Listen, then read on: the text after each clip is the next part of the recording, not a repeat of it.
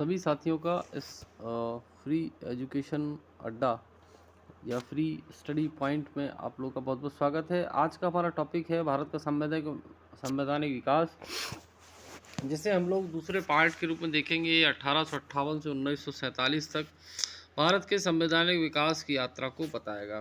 तो चलिए हम लोग देखते हैं। पिछले वीडियो में हमने 1858 तक के अधिनियमों को कवर किया था।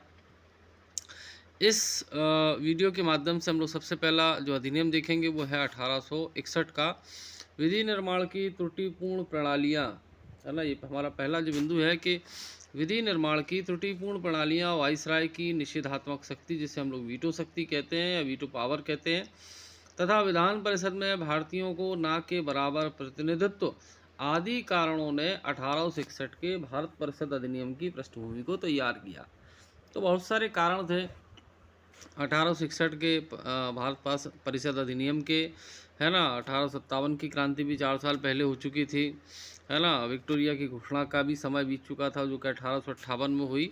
तो उसमें बाद जो व्यवस्थाएं थी उन व्यवस्थाओं में कई सारी त्रुटियां थी, है ना। तो उन सारी त्रुटियों की पृष्ठभूमि है और उसका परिणाम ये है सुधारात्मक रूप से कि 1861 का अधिनियम आया, है ना। और 1861 के अधिनियम ने भारत के में जो प्रतिनिधि संस्थाओं हैं उनको जन्म दिया। ये इम्पोर्टेंट पार्ट है, कई बार परीक्षाओं में पूछा भी जाता है। वाइसराय की कार्यकारी परिषद में एक 5वें सदस्य के रूप में एक विधिवेत्ता को शामिल किया गया। वाइसराय लॉर्ड कैनिंग ने विभागीय प्रणाली की शुरुआत की, है ना। ये बहुत महत्वपूर्ण बिंदु था इसका। लॉर्ड कैनिंग ने भिन्न भिन्न सदस्यों को अलग अलग विभाग सौंपकर एक प्रकार से मंत्रिमंडलीय व्यवस्था की भी नींव डाली। ये बड़ा इम्पोर्टेंट पार्ट है, ये 3-4 बिंदु हैं। इसका चाहे तो आप लोग स्क्रीनशॉट ले लें। इसके बाद हम लोग नेक्स्ट देखें कि वाइसराय की जो विधान परिषद के सदस्यों की संख्या है उसको बढ़ाकर जो है न्यूनतम सदस्य संख्या 6 कर दी गई और अधिकतम 12। वाइसराय मनोनीत करेगा इन सदस्यों को और इनकी अवधि जो है वो 2 वर्ष के लिए रखी गई। अगर हम लोग नामांकित सदस्यों की हम लोग बात करें, में आधे से अधिक सदस्य जो है वो गैर सरकारी सदस्य होंगे जिनका कार्यकाल 2 साल का होगा। फिर है विधान परिषद की शक्तियाँ अत्यंत सीमित थीं। सदस्यों को प्रशासन, अध्यक्ष, है ना, वित्त संबंधी प्रश्नों को पूछने का कोई अधिकार नहीं होगा। वाइसराय को संकटकालीन समय में विधान परिषद की सलाह के बिना भी अध्यादेश जारी करने की अनुमति है। जैसे आज के समय में जो हम लोग देखते हैं कि अध्यादेश की जो शक्ति है 1, 2, 3 में, कहाँ पर है 1, 2, 3 में अनुच्छेद में, तो ऐसे ही ये गवर्नर जनरल को भी दी गई। अध्यादेशों की क्रियाशीलता को केवल 6 मास के लिए ही निर्धारित किया गया, है ना। अगर ये वाइसराय जो है कोई अध्यादेश जारी करता है तो उसकी अवधि कितनी की गई, अधिकतम 6 महीने। अधिनियम के द्वारा वाइसराय को नए प्रांत की स्थापना तथा उनकी सीमाओं में परिवर्तन का अधिकार भी प्रदान कर दिया गया। नेक्स्ट है 1892 का भारत परिषद अधिनियम। 1857 की राज्य क्रांति के फलस्वरूप भारत में पनपी राष्ट्रीयता, है ना, और 1885 में कांग्रेस की स्थापना तथा एल्बर्ट बिल विवाद संबंधी घटनाओं ने 1892 के भारत परिषद अधिनियम को पारित कराने के लिए अंग्रेजों को बाध्य करा। सदस्यों को सार्वजनिक हित के मामले में 6 दिन की सूचना देकर प्रश्न पूछने का अधिकार इस अधिनियम के द्वारा प्रदान किया गया। सदस्य कौन थे? ये जो विधान परिषद वाले, है ना। अधिनियम का सबसे महत्वपूर्ण प्रावधान था चुनाव पद्धति की शुरुआत। अधिनियम द्वारा केंद्रीय तथा प्रांतीय विधान परिषदों की सदस्य संख्या वृद्धि की गई। केंद्रीय विधान परिषद में न्यूनतम 10 और अधिकतम सदस्य संख्या 16 निर्धारित की गई। वाइसराय को सदस्यों के नामांकन का अधिकार सुरक्षित रखा गया। परिषद के भारतीय सदस्यों को वार्षिक बजट पर बहस करने तथा सरकार से प्रश्न पूछने का अधिकार प्रदान कर दिया गया। ये बहुत बड़ी सफलता थी। 1885 में जब भारतीय राष्ट्रीय कांग्रेस की स्थापना हुई और भारतीय राष्ट्रीय कांग्रेस में जो उदारवादियों का दल था उनकी विशेष मांगों में ये मांग भी थी प्रश्न पूछने और बजट पर बहस करने का। ये प्रावधान हमको 1892 में मिला था। नेक्स्ट है भारतीय विधानमंडल के सदस्यों को नगरपालिका, जिला बोर्ड तथा विश्वविद्यालय तथा वाणिज्य मंडल में निर्वाचन करते थे। निर्वाचन की पद्धति पूर्णतः प्रत्यक्ष थी तथा निर्वाचित सदस्यों को मनोनीत की ही संज्ञा दी गई। अधिनियम में चुनाव प्रणाली को तो स्वीकार कर लिया गया, परंतु स्पष्ट रूप से नहीं। विधानमंडल की शक्तियां बहुत सीमित थीं। सदस्यों को अनुपूरक प्रश्न पूछने का अधिकार नहीं था। नेक्स्ट, 1909 का अधिनियम। नवंबर 1906 में लॉर्ड कर्जन के स्थान पर मिंटो को भारत का वाइसराय नियुक्त किया गया, ठीक है, तथा जॉन मार्ले को भारत का सचिव। मार्ले उदारवादी विचारों के व्यक्ति थे तथा भारतीय प्रशासन में सुधारों के समर्थक थे, तथा भारत के वाइसराय लॉर्ड मिंटो भारत सेक्रेटरी मार्ले के विचारों से सहमत थे। इसलिए इनके द्वारा किए गए सुधारों को मार्ले मिंटो सुधार के नाम से जाना जाता है। 1909 के अधिनियम के द्वारा भारतीयों को विधि निर्माण तथा प्रशासन दोनों में प्रतिनिधित्व प्रदान किया गया, ठीक है। अगला है, केंद्रीय विधानसभा में सदस्यों की संख्या 60 कर दी गई तथा विधानमंडल में 69 सदस्य संख्या 72 कर दी गई, जिसमें 37 शासकीय सदस्य, 32 जो है गैर शासकीय है। अब 32 गैर शासकीय सदस्यों में से 27 सदस्य निर्वाचित होते थे तथा 5 नामजद। निर्णायक मंडल को 3 भागों में बांटा गया, है ना। जो निर्वाचन मंडल था, निर्णायक नहीं सॉरी निर्वाचन मंडल जो था वो 3 भागों में बटा। कौन कौन से? सामान्य जो है निर्वाचक वर्ग हो गया, है ना, वर्गीय निर्वाचक और विशिष्ट, ठीक है। नेक्स्ट, अधिनियम ने केंद्रीय तथा प्रांतीय विधायन शक्ति को बढ़ा दिया। परिषद के सदस्यों को बजट की विवेचना करने तथा स्वप्रश्न करने का अधिकार दिया गया, तो थोड़ा सा और ज़्यादा व्याख्यात किया गया, डिस्क्राइब किया गया। बंगाल, मद्रास, बम्बई की कार्यकारिणी की सदस्य संख्या बढ़ाकर 4 कर दी गई। उपराज्यपालों को भी अपनी कार्यकारिणी नियुक्त करने की अनुमति दी गई। अधिनियम के द्वारा मुसलमानों के लिए पृथक मताधिकार और निर्वाचन क्षेत्रों की स्थापना की बात भी इसमें की गई। ये बड़ा बिंदु था 1909 के सुधार का, और यही आगे चल के मुस्लिम तुष्टीकरण का बहुत बड़ा कारण बना। पाकिस्तान के विभाजन में इस अधिनियम का बड़ा योगदान था। और कांग्रेस ने जब 1916 में लखनऊ अधिवेशन के दौरान, है ना, जो लीग और मुस्लिम लीग और कांग्रेस की भी समझौता हुआ था, और उस समझौते ने भी एक रचना आगे कर दी थी कि पाकिस्तान का विभाजन टाला नहीं जा सकता, है ना। यानी मुसलमानों को तुष्ट करने की जो नीति थी, है ना, उसके बीज यहीं पे बोए गए थे। इस संबंध में लॉर्ड मिंटो ने पृथक निर्वाचन मंडल स्थापित करके लॉर्ड मॉर्ले को लिखा था कि हम नाग के दांत, जिसे हम लोग कहते हैं ड्रैगन टीथ, को बो रहे हैं और इसका फल जो है बहुत भीषण होने वाला है। आगे देखते हैं 1919 का भारत सरकार अधिनियम, जिसे हम लोग मॉन्टेस्क्यू चेम्सफोर्ड सुधार के नाम से भी जानते हैं। इस अधिनियम को मॉन्टेस्क्यू चेम्सफोर्ड सुधार के नाम से भी जाना जाता है। भारत मंत्री लॉर्ड मॉन्टेस्क्यू ने 20 अगस्त, है ना,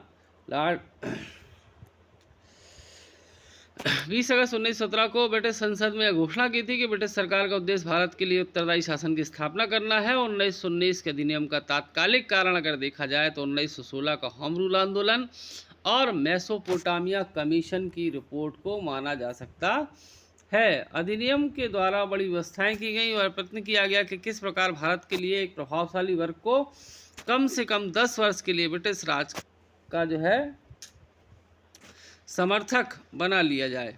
अधिनियम ने पहली बार उत्तरदायी शासन को स्पष्ट किया। ये बड़ा इंपॉर्टेंट पार्ट है भाई। अधिनियम में पहली बार उत्तरदायी शासन शब्दों का स्पष्ट जो प्रयोग किया गया तथा जिससे भारत में तनावपूर्ण वातावरण को कुछ समय के लिए शांत बना दिया गया।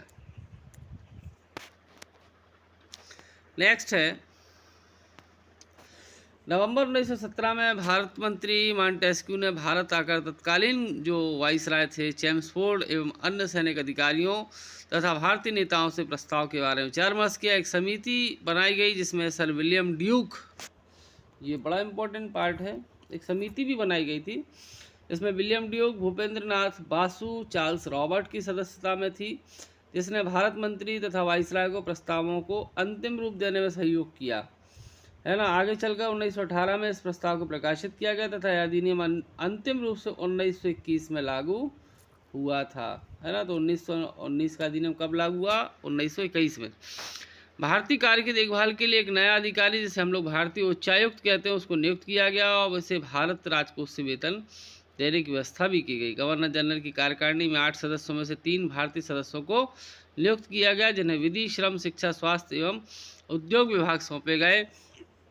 चूँकि हम चर्चा कर चुके हैं कि इसमें उत्तरदायी जो शासन है ना, उसका प्रयोग किया गया। प्रत्यक्ष निर्वाचन की प्रणाली अपनाई गई पहली बार। पृथक प्रतिनिधित्व भी सिख हो गए, यूरोपियन है, एंग्लो इंडियन है और भारतीय ईसाइयों को पृथक रूप से प्रतिनिधित्व प्रदान किया गया। केंद्र में द्विसदनी विधानमंडल बनाया गया। राज्य परिषद थी जिसमें 60 सदस्य थे, कार्यकाल 5 साल था। केंद्रीय विधानसभा थी जिसमें 145 सदस्य थे और कार्यकाल 3 वर्ष का था, जिसे वाइसराय बढ़ा सकता था। प्रांतों में द्वैध शासन ये लोग लेके आए, है ना। आरक्षित विषय थे जैसे पुलिस, न्याय, उत्पाद आदि, जिनका प्रशासन गवर्नर जनरल द्वारा मनोनीत कार्यकारिणी परिषद द्वारा करती थी। हस्तांतरित कुछ विषय थे जिनमें शिक्षा है, स्थानीय सुशासन है, कृषि आदि, है ना। चलिए नेक्स्ट, प्रांतों में द्वैध शासन। प्रांतों में द्वैध शासन लागू किया गया। प्रांतीय विषयों को 2 भागों में विभाजित किया गया। कौन कौन से 2 भाग थे? जो एक था आरक्षित, दूसरा हस्तांतरित।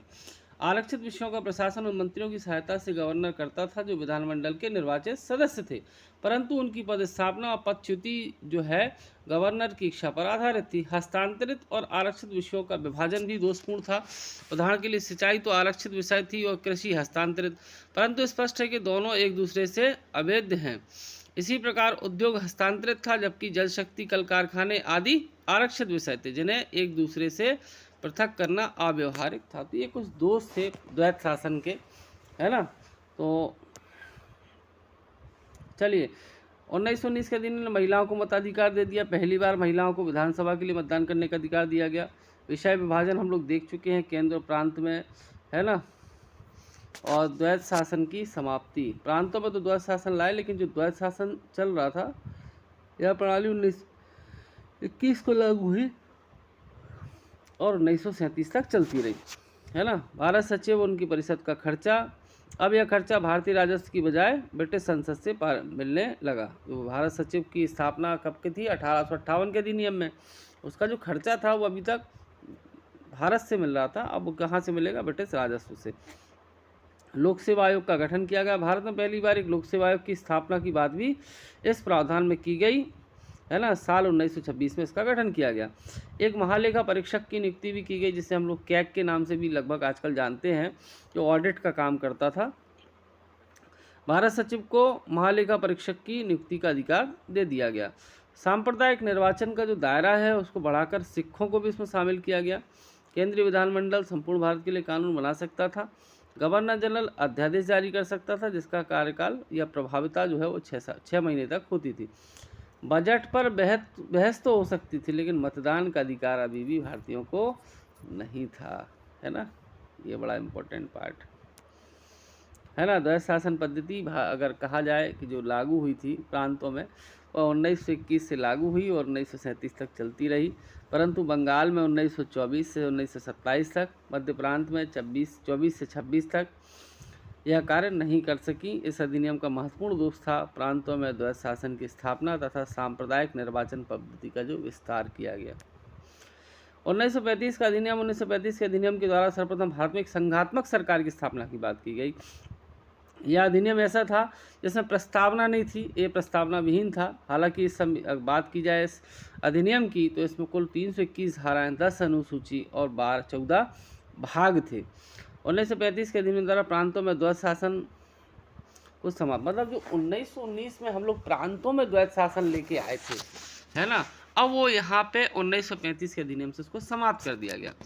केंद्र सरकार की कार्यकारिणी शक्ति गवर्नर जनरल में निहित कर दी गई। 1935 के अधिनियम द्वारा प्रांतों को अब स्वायत्तता दी गई। प्रांतों में द्वैध शासन की बात नहीं है, प्रांत में द्वैध शासन समाप्त कर दिया गया, लेकिन कहाँ पे ले आए? केंद्र में द्वैध शासन को लेके आए। प्रांतों में इन्होंने प्रांतीय स्वायत्तता की बात करी। केंद्र सरकार और प्रांतों के बीच शक्तियों का विभाजन किया गया 3 सूची में। कौन कौन सी? संघ सूची, प्रांतीय सूची, समवर्ती सूची। राज्यपाल ने कुछ क्षेत्रों में विशेषकर मंत्रियों की नियुक्ति और गतिरोध की स्थिति में निपटने के संबंध में अवशिष्ट शक्तियां बराबर रखीं या बरकरार रखीं। इस अधिनियम ने 1919 के अधिनियम द्वारा शुरू की गई जो द्वैत शासन की प्रणाली उसको समाप्त कर दिया। ठीक है, नेक्स्ट है संघीय शासन प्रणाली की स्थापना। भारत में पहली बार संघीय शासन प्रणाली की शुरुआत हुई, है ना, और एक अखिल भारतीय संघ की भी बात इस अधिनियम में की गई, जिसमें 11 तो ब्रिटिश प्रांत थे, 6 चीफ कमिश्नर क्षेत्र थे और देशी रियासतें थी जो स्वेच्छा से शामिल हो सकती थी। लेकिन यह संघ व्यवहारिक रूप से नहीं बन सका, है ना, ये जो फेडरल की जो कल्पना थी वो लागू नहीं हो सकी, ऑल इंडिया फेडरेशन की। अब प्रांतों में द्वैत शासन तो समाप्त कर दिया 35 के अधिनियम ने और केंद्र में लागू कर दिया, है ना। द्विसदन विधानमंडल की बात भी हुई है इसमें। सुरक्षा और आरक्षण को मृदे। इस अधिनियम ने सिख, मुसलमान, एंग्लो इंडियन, यूरोपियन लोगों और भारतीय ईसाई सहित विभिन्न धार्मिक और समुदाय के लोगों के लिए अलग प्रतिनिधित्व दिया। एक संघीय न्यायालय की बात भी की गई जिसने 1937 से कार्य करना प्रारंभ किया। हाँ, एक बड़ा महत्वपूर्ण बात है आप लोगों के लिए, भारत का जो सुप्रीम कोर्ट है वो 1958 तक तिलक मार्ग नई दिल्ली में स्थित जो वर्तमान भवन में है उसमें स्थानांतरित होने के पहले पुराने संसद भवन में लगता था। 28 जनवरी 1950 को जब भारत के प्रभुता संपन्न लोकतांत्रिक गणराज्य बना तो 2 दिन बाद जो है वो उच्चतम न्यायालय का उद्घाटन हुआ। 26 जनवरी के बाद 2 दिन, मतलब 28 जनवरी को। तो इसका उद्घाटन जो है वो पुराना जो संसद भवन है उसके नरेंद्र मंडल में हुआ था, जहां 1937 से 1950 तक भारत संघ न्यायालय जो है 12 वर्षों के लिए कार्यरत रहा। मॉरिस जो ग्वायर हैं वो भारत के संघीय न्यायालय के पहले मुख्य न्यायाधीश थे। मतलब 1935 के अधिनियम में एक संघीय न्यायालय की बात की गई और 37 में संघीय न्यायालय काम करना शुरू करता है। तो उसके पहले जो मुख्य न्यायाधीश थे उनका नाम था मॉरिस ग्वायर। क्या नाम था? मॉरिस ग्वायर थे। और अन्य अगर न्यायाधीशों की बात करें तो बड़ा महत्वपूर्ण है कि शाह मोहम्मद सुलेमान और M.R. जैकर इसके अन्य न्यायाधीश थे, है ना, शाह मोहम्मद सुलेमान और M.R. जैकर। ठीक है, नेक्स्ट है प्रांतों का पुनर्गठन किया गया। 1935 के अधिनियम ने क्या क्या किया भाई? जैसे कुछ प्रांत थे, सिंध को बम्बई से अलग कर दिया गया, बिहार उड़ीसा को अलग प्रांत बना दिया गया। 1937 में जो बर्मा था, जिसे हम लोग म्यांमार के नाम से आज जानते, एक नया देश है, वह पूरी पहले भारत में ही था और पूरी तरीके से उसको अलग करके, है ना, अदन को भी भारत से अलग कर एक अलग उपनिवेश के रूप में स्थापित किया गया। इसके अतिरिक्त 1858 के भारत सरकार अधिनियम द्वारा स्थापित जो भारत परिषद थी, है ना, उसको समाप्त कर दिया गया तथा इसके कार्यों को राज्य सचिव के सलाहकारों को सौंप दिया गया। इसके अलावा और भी 35 में बड़े प्रावधान थे, बड़ा अधिनियम था क्योंकि 321 धाराएं थी इसमें। RBI की स्थापना की गई, है ना, प्रांतीय लोक सेवा आयोग जिसे हम लोग प्रोविंशियल सिविल सर्विसेज कहते हैं या पब्लिक सर्विस कहते हैं, उसकी स्थापना की गई, है ना, और संघीय रेलवे प्राधिकरण का भी गठन किया गया। संघीय न्यायालय की चर्चा हम लोग आपसे कर चुके हैं। मार्च 1933 में ब्रिटिश सरकार ने अधिनियम के प्रावधानों का एक मसौदा तैयार किया था। उसके लिए ब्रिटिश भारत के 20 प्रतिनिधि और भारतीय राज्यों के 7 प्रतिनिधियों को एक शामिल करके एक समिति का भी गठन किया। नेहरू जी ने 1935 के अधिनियम के बारे में कहा है कि अनेक ब्रेकों वाला इंजन रहित गाड़ी के समान। आखिरी है 1947 का अधिनियम। यह अधिनियम वाइसराय लॉर्ड माउंटबेटन की योजना पर आधारित था, इसे 4 जुलाई 1947 को ब्रिटिश संसद में प्रस्तुत किया गया और 18 जुलाई को, डेट देख लीजिएगा, बड़ी महत्वपूर्ण है ना, और यहाँ से क्वेश्चन भी कई बार PSC में भी पूछा जाता है ना। 18 जुलाई को शाही स्वीकृति मिलने के बाद यह अधिनियम बन गया। प्रमुख परिवर्तन में वाइसराय का पद समाप्त कर दिया गया। ब्रिटेन से भारत सचिव का पद भी समाप्त हो गया। भारत का सम्राट को शाही उपाधि जो थी वो समाप्त कर दी गई। भारत मंत्री का पद भी समाप्त कर दिया गया। इसके अलावा हम लोग देखें तो जो परिवर्तन हुए हैं उसमें ये है कि भारत का विभाजन कर दिया गया। कौन कौन से, भारत और पाकिस्तान के बीच में दोनों अधिराज्यों के लिए पृथक गवर्नर जनरल बना दिए गए। अब पृथक गवर्नर जनरल बना दिए तो भारत के पहले गवर्नर जनरल कौन है? जब देश आज़ाद हुआ तो पहले गवर्नर जनरल थे भारत के, स्वतंत्र भारत के, लॉर्ड माउंटबेटन। और भारतीय की बात करें तो सी राजगोपालाचार्य। भारतीय रियासतों को स्वतंत्रता दी गई कि वह भारत या पाकिस्तान कहीं भी शामिल हो सकते हैं।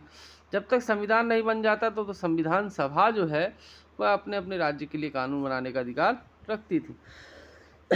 दोनों अधिराज्यों का शासन भारत शासन अधिनियम 1935 के अंतर्गत चलता रहेगा जब तक इस देश में संविधान का निर्माण नहीं हो जाता। दोनों अधिराज्यों को जो कॉमनवेल्थ है, राष्ट्रमंडल का हिस्सा बने रहने या अलग रहने की भी स्वतंत्रता दे दी गई। 15 अगस्त 1947 से भारत और पाकिस्तान के लिए अलग अलग गवर्नर जनरल नियुक्त किए गए। सीमा निर्धारण के लिए एक सीमा आयोग का गठन किया गया जिसके अध्यक्ष सर रैडक्लिफ थे। जब तक प्रांतों में नए चुनाव नहीं होते पुरानी विधानमंडल कार्य करते रहेंगे। मताधिकार सीमित रखा गया कर, संपत्ति और शिक्षा के आधार पर। तो चलिए, ये हमारा आज का जो वीडियो है वही समाप्त होता है। और